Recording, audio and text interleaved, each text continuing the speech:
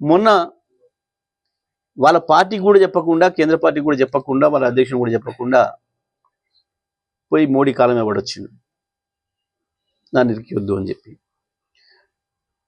మనకు వైపు అందాల పోటీలు అని చెప్పి పెట్టి ప్రపంచం ముందట పరువు తీసే పరిస్థితి తీసుకొచ్చిండు ఈ రాష్ట్రంలో. అది కూడా నిర్వహించలేని దుస్థితి ప్రభుత్వాన్ని. వీటన్నిటి నుంచి బయటపడడం కొరకు ఇవాళ మళ్ళా ఓ పనికిమాలిన కేసులో పనికిమాలిన నోటీస్ ఇచ్చి కేటీఆర్ గారికి దాన్ని పెద్ద వార్తల్లో పెడదామని అనుకున్నాడు. వాస్తవానికి అది చాలా స్పష్టంగా చెప్పారు కేటీఆర్ గారు. ఏ సౌను నేనే చెప్పినా, నేనే ఇప్పించినా అని చెప్పాడు.